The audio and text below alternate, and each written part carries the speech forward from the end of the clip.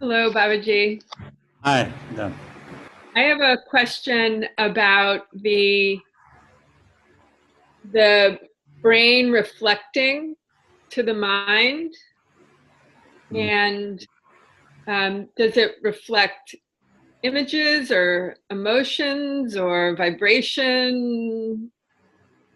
What is that? Generally, it reflects in both ways, whereas a thought process arises and a visual effect. That means both vision and a thought process. These two things are the primary things that is reflected by the brain, through which the mind registers in itself as a reality and starts viewing and thinking about that and gets involved. So it's the images and the words that are reflected. Yes, yes. Thank you. Baba, all those images and words are all connected to memories, memories of meanings and things like that. What's the role? You see, two things. One is, in this life, whenever, wherever the brain also comes across, so it stores everything as a memory. So that gets played in different times, in different ways.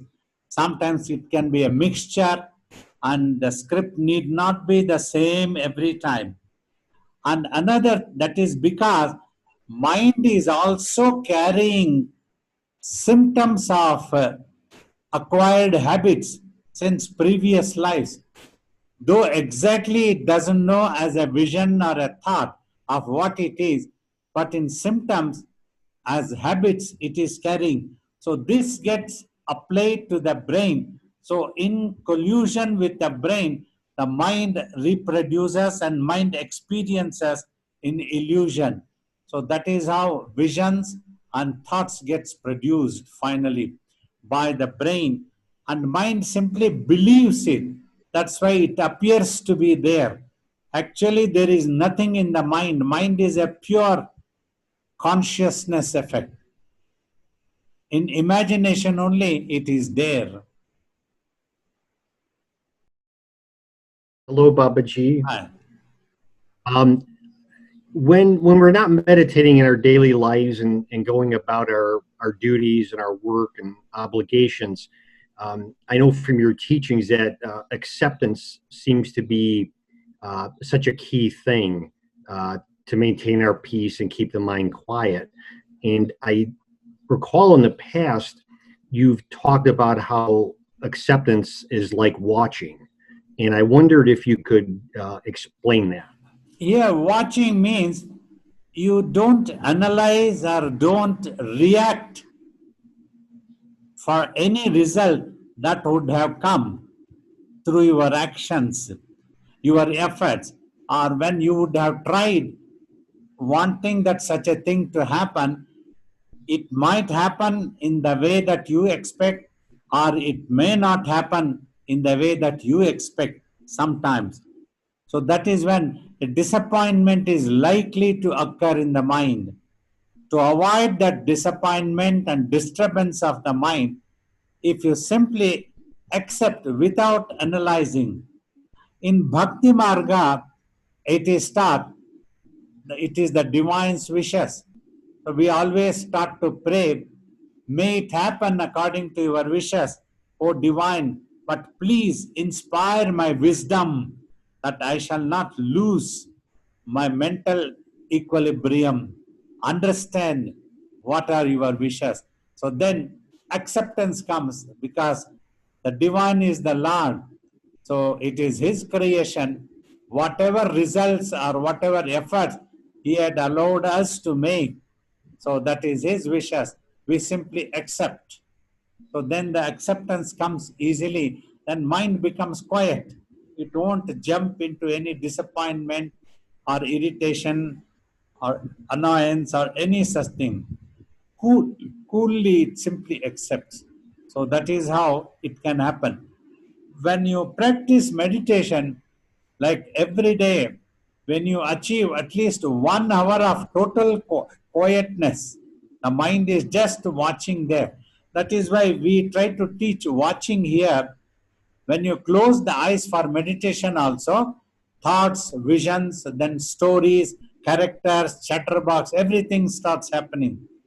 Whereas you will be able to keep your mind without reacting to any such stories or any such visions or thoughts that is coming. You won't analyze. That means you simply accept. Accept means you are only a witness. You just witnessed and you are not involved. Mentally, you will not get involved also. So these things are important. So when you adopt both ways, both by practicing meditation and also the divine's wishes, so then you surrender simply. So would it be correct to say that like we practice watching when we meditate, and in our daily lives we practice acceptance? Acceptance also is like watching means. Here, you won't be using your eyeballs every time. You don't have to. Mentally you will be watching. Just you watch and the acceptance is there. So then there is peace. Thank you, Babaji. Baba, can that watching be carried on in activity, having an attitude of just being aware and not allowing the mind necessarily to Yes, run yes. away and engage your consciousness constantly? It can be carried because generally when you put efforts, then the mind keeps jumping into the future for results. What if it happens? What if it doesn't happen? Then anxiousness occurs.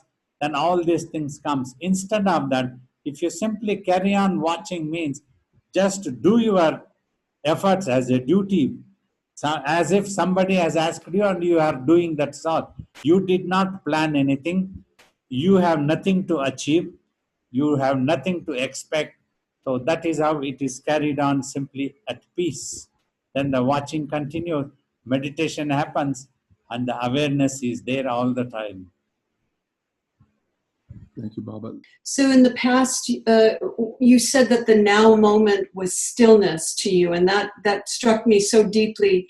Can you share about how the now, being in the now and acceptance and silence, how that type of practice can be beneficial?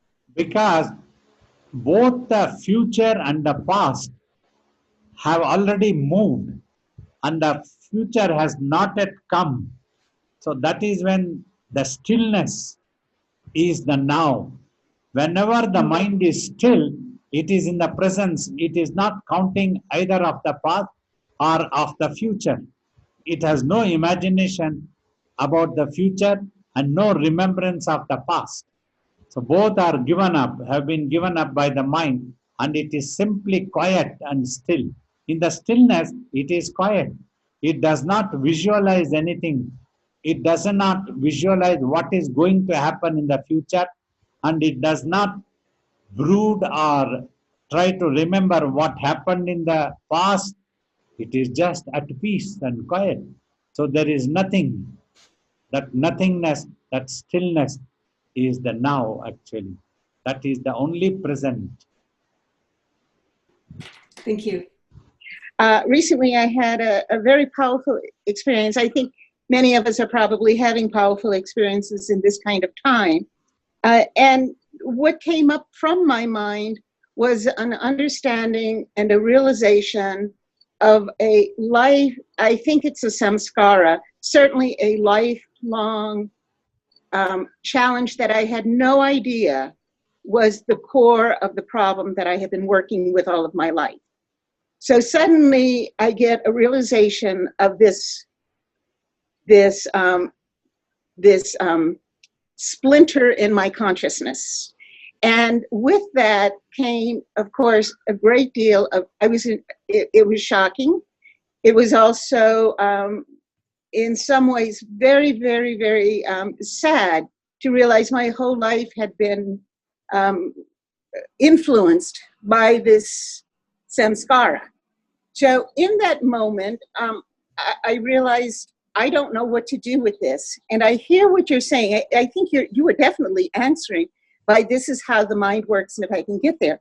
So my question is, from the place of that realization that is so shocking and painful and really rather awesome and all of that, to the place of silence and peace, are there some little baby steps I can take along the way for the acceptance of this, the acceptance of this realization, and then to allow it then to do, as you say, just to be at peace with it and watch it? Does that make sense?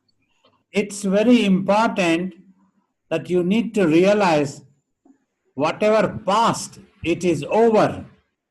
So you must not feel guilty also that all your life have been wasted or it's gone like this and all such things. Because luckily, it's over. That's how positively you think. You are lucky that it is over. It is not standing all the time. It has gone. And what you have is the stillness, the present. So that gives you happiness and peace. You have nothing to worry because you are never involved as the pure consciousness. You never did anything as the pure consciousness. So like that you start, if at all you need, you think like this positively for a while and just become quiet. It's finished. So that's how it happens to a yogi all the time, naturally, effortlessly. Simply the past gets disappeared because it is not there at all. And the future does not exist. Oh, that really is helpful. Thank you, thank you, thank you, Baba.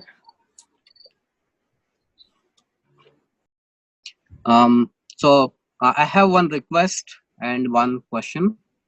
The request is to really start with, when we are trying to look into our center of the eyebrows, I would request you to show with open eyes how you are using the eyeballs. That's my request. Just on the same level. Let it come on the same level. You don't have to try to lift it upwards also.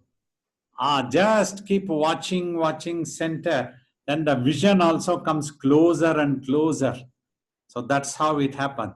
When the eyeballs are moving like this, then the vision goes farther. So when your eyeball starts coming closer on the same level, don't try to lift it also. Don't try to look upwards. Just look on the same level. Then in due course of time, it will come together. It is a little bit difficult. Don't come easily. It moves parallelly. But steadily, with all the patience and gently, if you go on watching like this, then it will come by practice in due course of time. Wait for that and keep going. So that is the request, your request. Now, your question? Yes. The question is there a difference between the sound of silence that we get in the head and the primordial sound? Both are actually imaginations. There is really no sound in the silence because mind has been used to sound and sight probably since time immemorial. When it becomes silent also, in that sereneness, a type of, as if a silent wind blowing type of sound happens. That is also in the imagination practice of the mind. When it is giving up, that's the final moments that all sound effects are all going away. So you just have to wait for that, and that will also disappear finally. Total silence has to happen. Thank you. So the last one is, can you explain a little bit about, first I will tell you in the Sanskrit, then I will tell English. Sanskrit word is avyakta, vyakta and vyakti, invisible, visible and personality. Yes. Invisible is within the mind. Sometimes things appear to be happening, but yet they are not visible. In this world, because our body also is in the dimension of this world, so whatever happens in this world, so that seems to be appearing. It is an appearance. That is the vyakta. Vyakti is the secret thing, the one who is watching. That is the vyakti. But just now, for a while, in between, an imagination has happened about the vyakti as the physical body, whereas the physical body is not the vyakti at all. And sometimes we call individual imagined self, which does not exist at all. So what exists is the one who is watching. Who is that who is watching? So that is the ultimate truth which you have to become aware. That happens when your attention goes introvert to itself. When mind gives up all imaginations, once for all type of experience, everything must stop. The only experience is no imagination, no identity, just quietness. In that quietness, the attention turns to itself. That is the real Vyakti, that is the Atman, that is the ultimate truth. Ambaji has a comment you can hear. Come closer. You said in the Sanskrit, it's avyakta, vyakta, and vyakti, the three terms. What if you? Some of the text says avyakta, which never can get spent, which never diminish. That's avyakta, because which cannot be described. That's the ultimate self. Baba's answer is so beautiful. And then vyakta. Vyakta is which is over the time getting spent. And then avyakti, which doesn't exist, but it exists only in the imagination. But it finishes over the time. So what is the permanent and always there is the avyakta, is the supreme consciousness. Baba, I'd like to just ask a question based on the previous one. So during this time period, I've been spending more time outside and just watching nature, and it really takes me to a place of silence and stillness. But every time I do that, I hear a deeper sound of what I'm calling silence. It's this higher tone and when I just watch and listen to it, it brings me so deeply inside myself, inside peace. So what you just shared with him is that it's an imagination. I'm just trying to understand what is that, because sometimes I'll close my eyes and go into the most focused meditation after just watching and listening to that, and it feels like myself. It feels like home. Rest of all is true. Feeling at home and at peace, they are all true.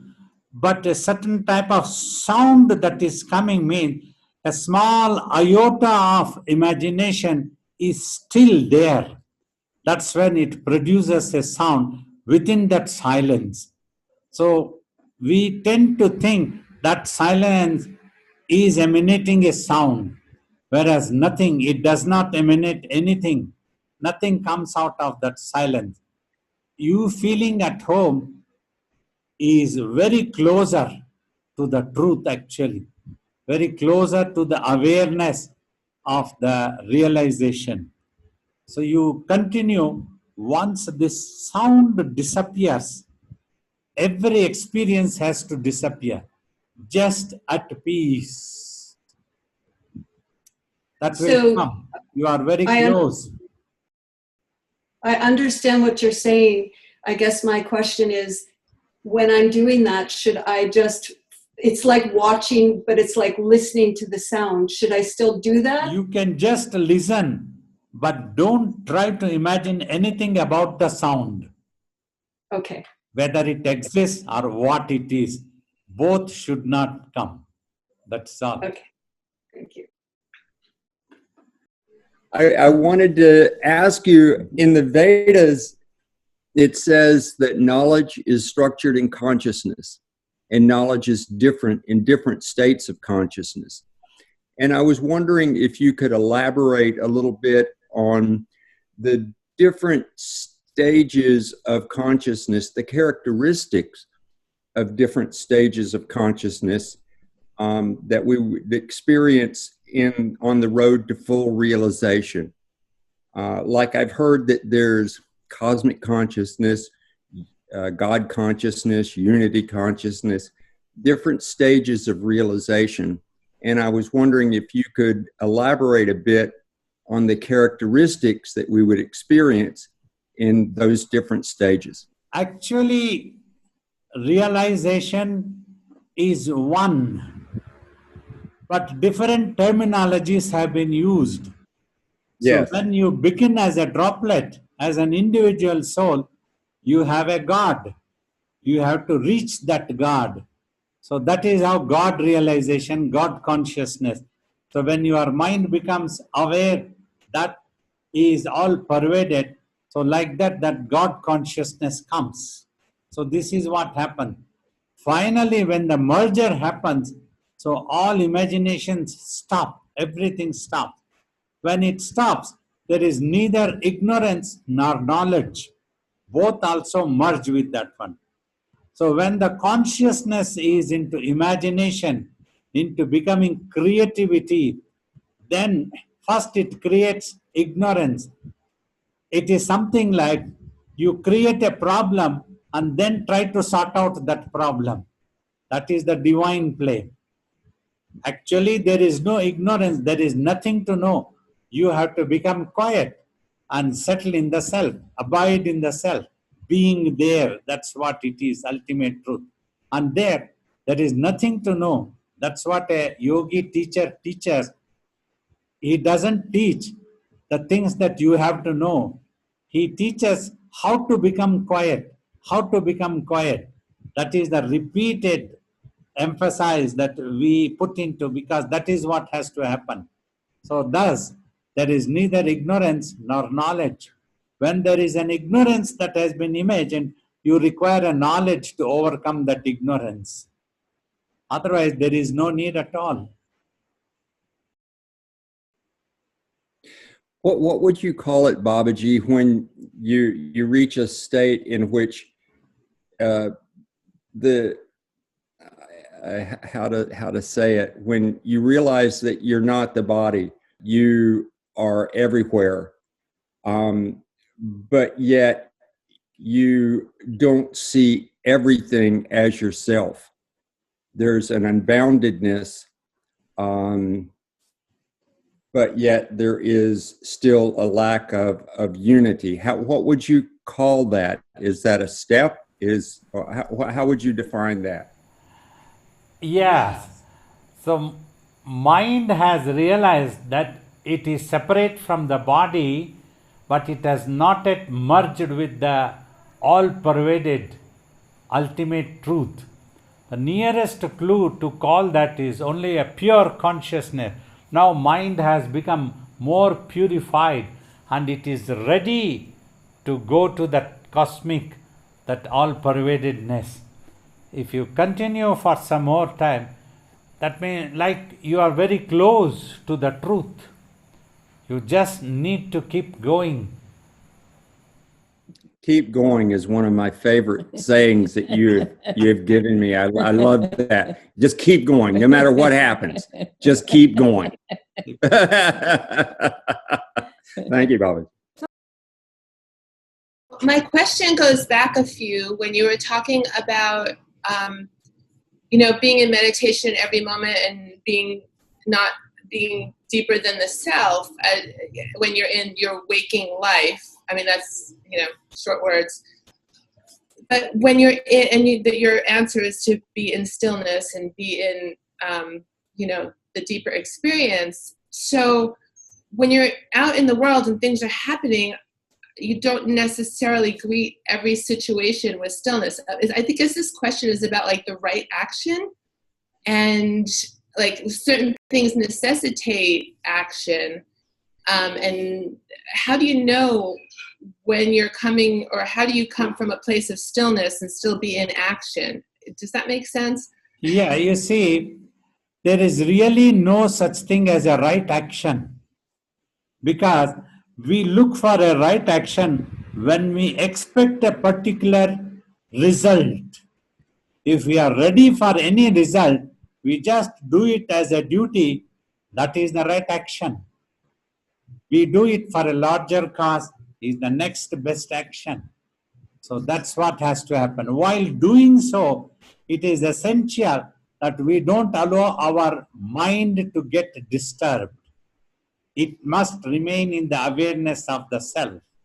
Just like you watch the movie, but you don't get disturbed by the movie unnecessarily. Enjoy it. Enjoy.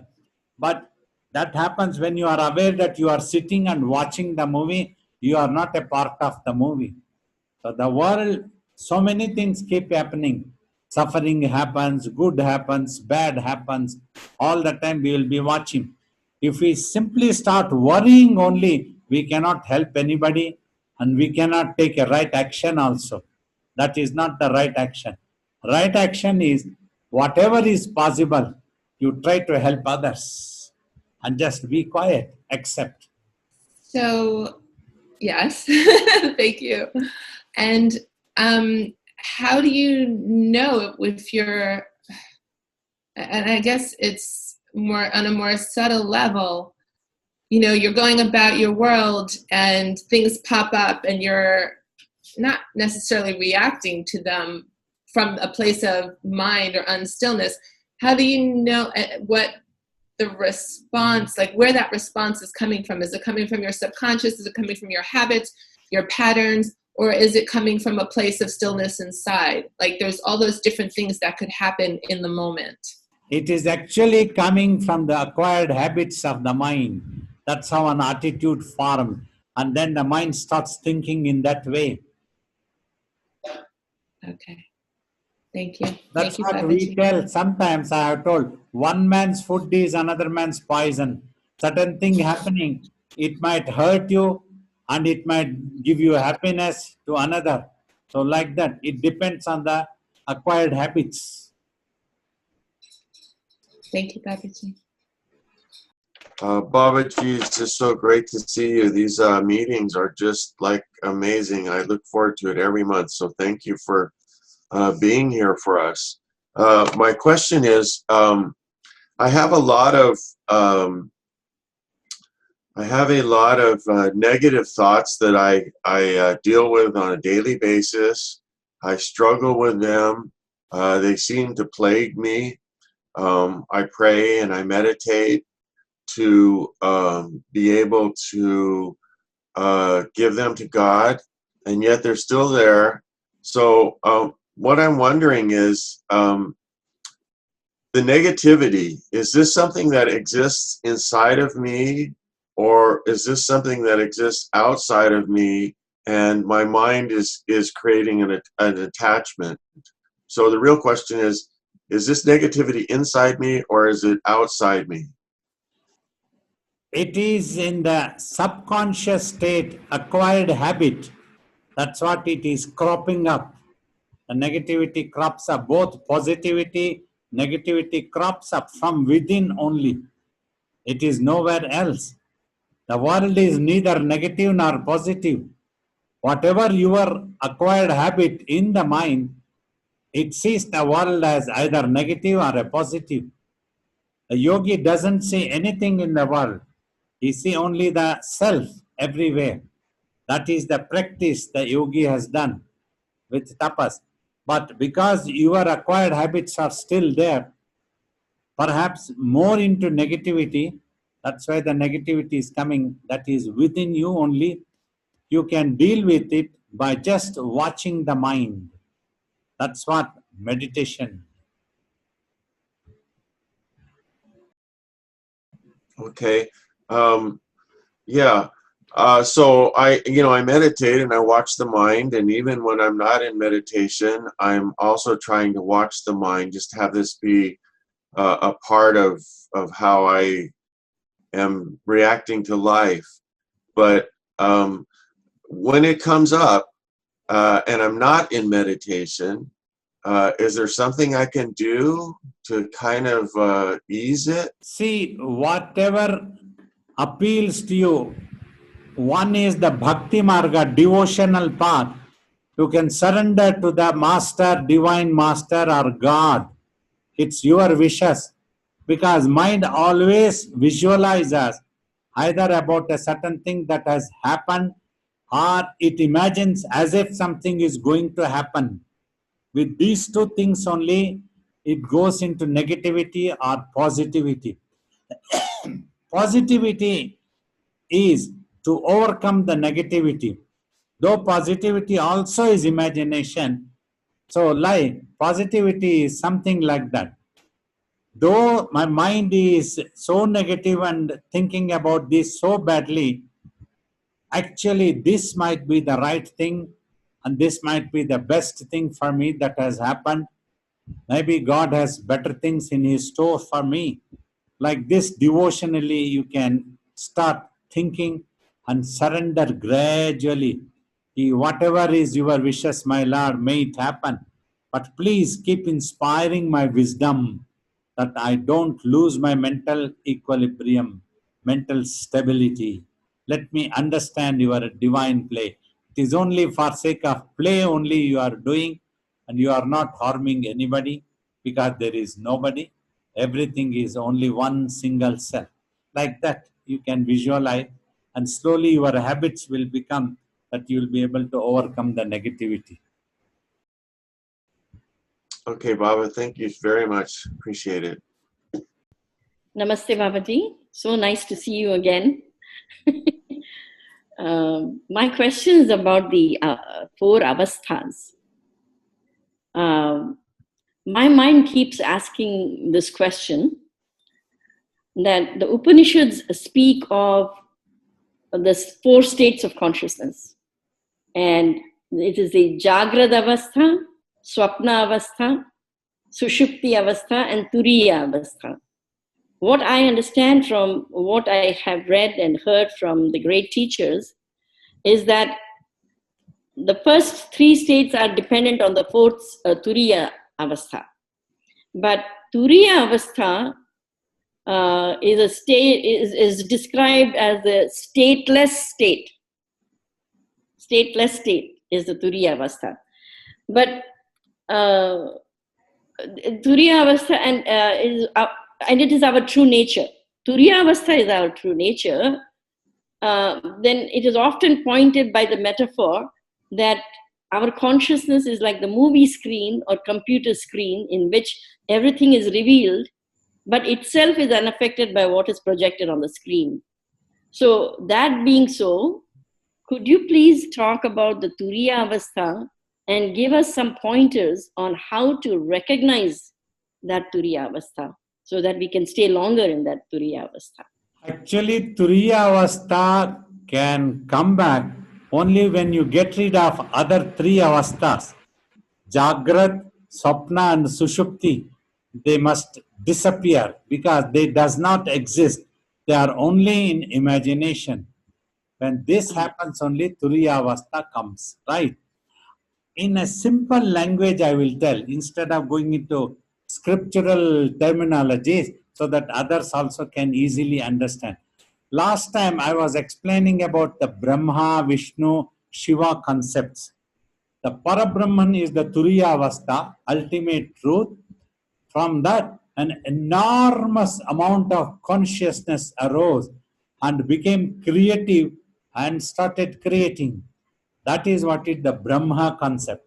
And then that creation has been sustained, which is Vishnu concept. It is the same entity. There are no different personalities. When they are doing one job, they come to be known as Brahma. When they are doing another job, they come to be known as Vishnu. When that is withdrawn back into self, that is the Shiva concept. Shiva is your existence in total thoughtlessness state. So these three concepts have been recognized as trinities, trimurtis, adimurtis in Sanatana Dharma concept. That means when they started, even when they created or when they imagined, they did not lose their turiyavastha. They are totally aware. They remained as self-realized people. So that is when, so they are recognized as gods, Trimurtis. But after that, from the incarnations and incarnation after every souls all got started splitting into billions of pieces. Every incarnation means every time they were born, they became more diluted because imagination, and they started going away and away from the awareness of the real Turiyavastha. So they got slipped from the Turiyavastha, got involved into the Swapna, Sushupti and Jagrat. Sometimes Sushupti happens, but now in the condition of this world in the Kali Yuga, very rarely even Sushupti happens. Most of the time it is Swapna and Jagrat only is always there. So got involved into this Swapna, Jagrat, Sushupti, three stages of sound sleep and the dream state. When the brain goes into sleep, it is very minimum active. That's when it produces dreams. It is in collusion with the mind. The brain produces, reflects. Jagrat Avastha, when it gets involved into this body as and imagines itself as this body as a personality, individual imagined self. So all this does not exist at all. To overcome this only, we teach the Jangama sage who appeared to my master. He gave this technique just to watch in between eyebrows. In the present day generation, very rarely people understand this technique. What, to my experience, people do the nama japa, mantra japa, so many other things. But this is taught so that you can overcome the effects of Jagrat, Swapna and Sushupti. That happens because these things are in your mind only as an imagination. So if you just watch in between eyebrows, in due course of time, your mind will give up all imaginations. When it gives up all imagination, there is neither Jagrat, nor Swapna, nor Sushupti. Only that Turiyavastha. You will get connected to Turiyavastha. That's how. Means, in another simpler words, when you give up all sorts of imagination in your mind, you get into Turiyavastha. So in the Turiya Avastha, what I'm understanding from what you said is there is no mind. So there's no question of recognition. When the droplet is away from the ocean, it keeps talking of the ocean. But when the droplet becomes one with the ocean, both disappear. No identity. Because the droplet never existed at all.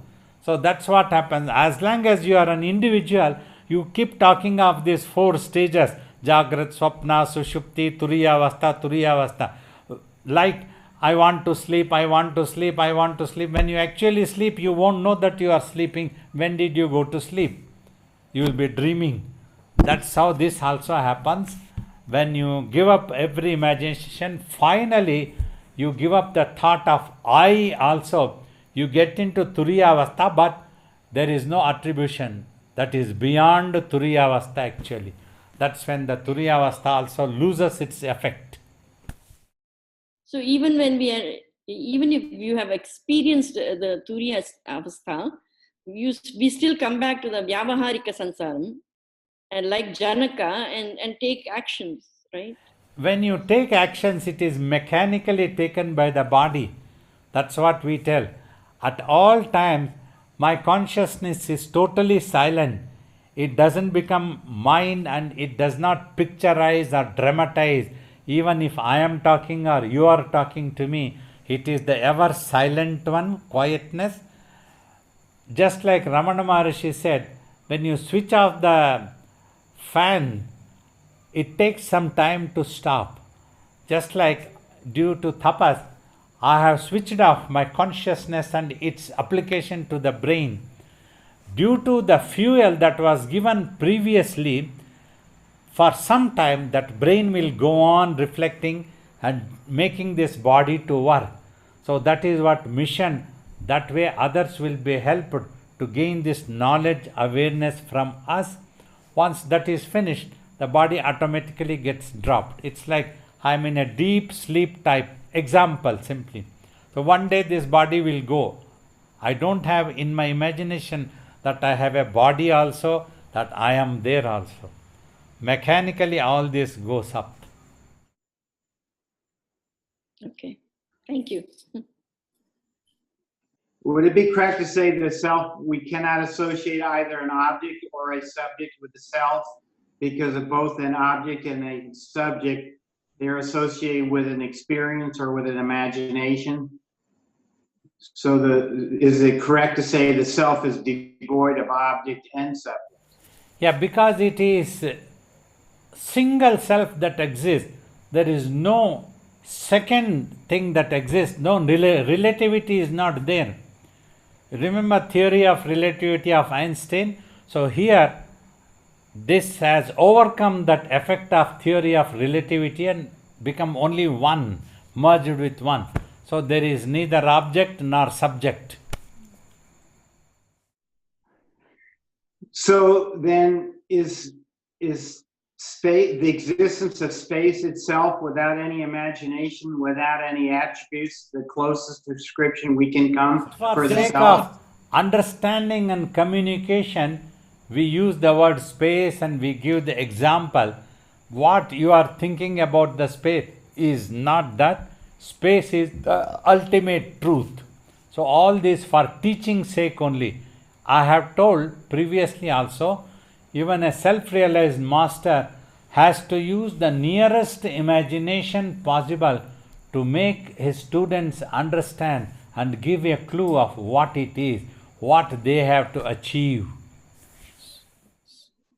Could we say that the self, the divinity, the space are all one and the same? Yes, it is all the same. Different people can be using different terminologies.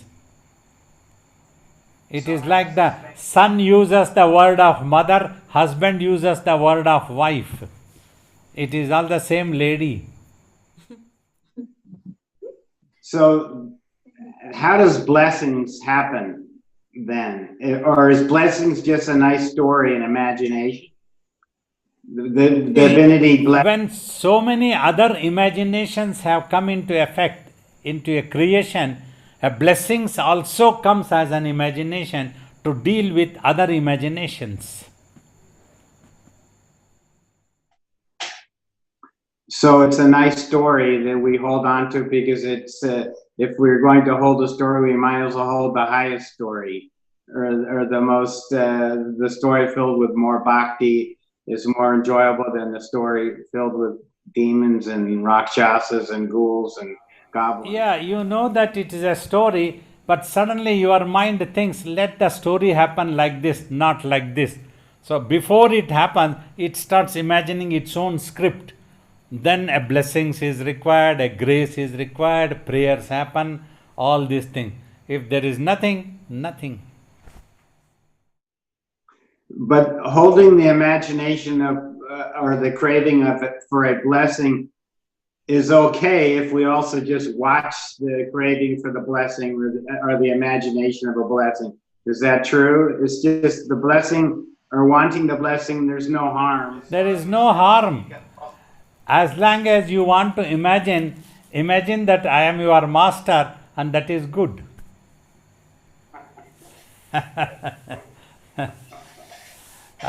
Then I can pull you up also if necessary. I like being pulled up. Namaste, Babaji.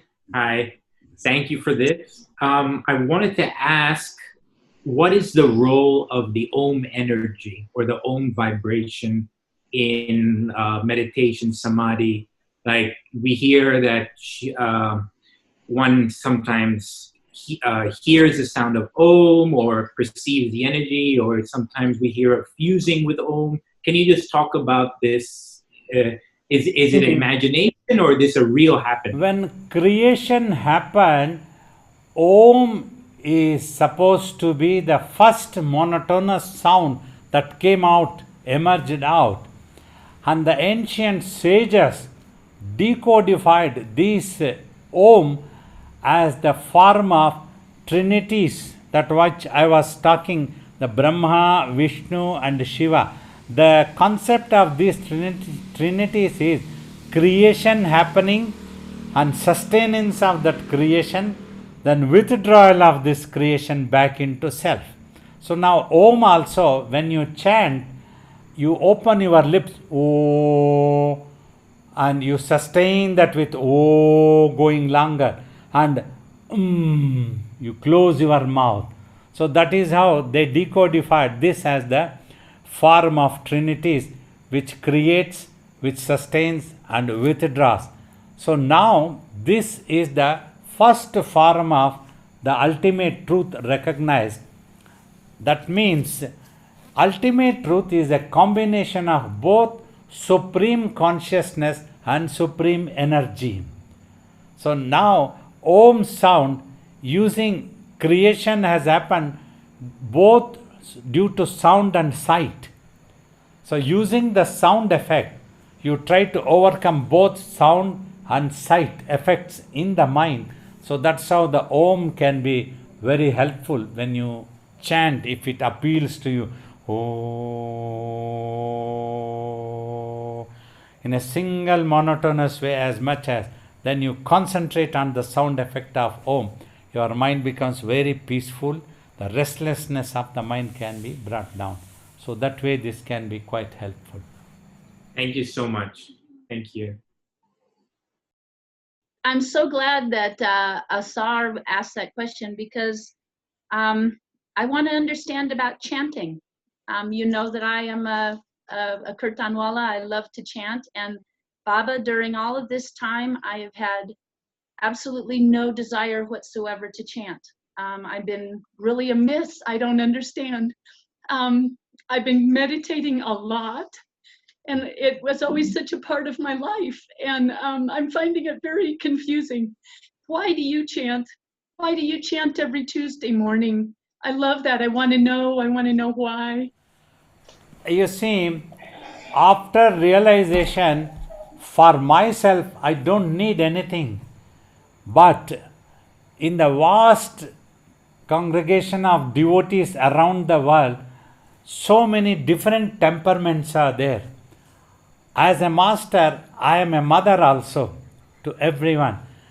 Trying to understand each other's temperament, I try to teach them in their own way. I try to go down to their level and try to bring them upwards. So thus, chanting also can be a very wonderful thing if properly understood and properly done. When we chant, you just focus on the sound effect of the chant. So that's what I tell. And also you see, just like you all love me so much, you would like to see me on the screen and with you in America also.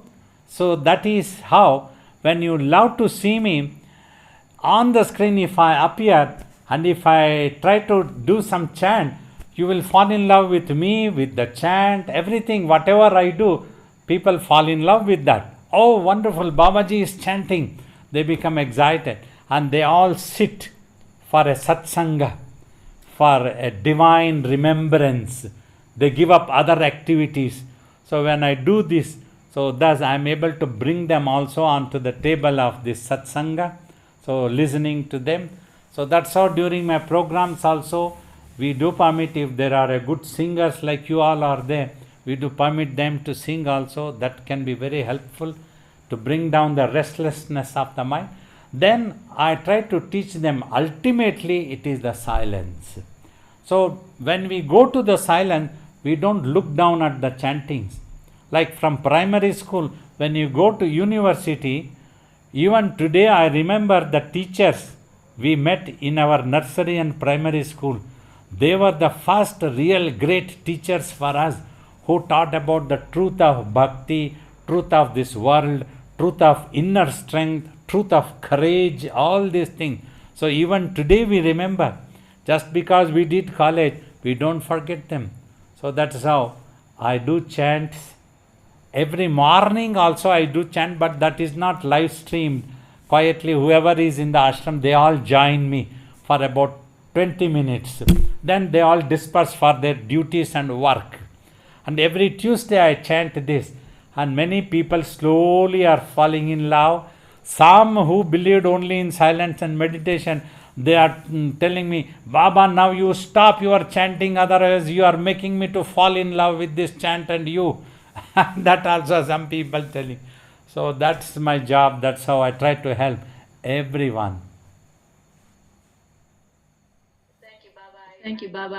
I needed that. Thank you.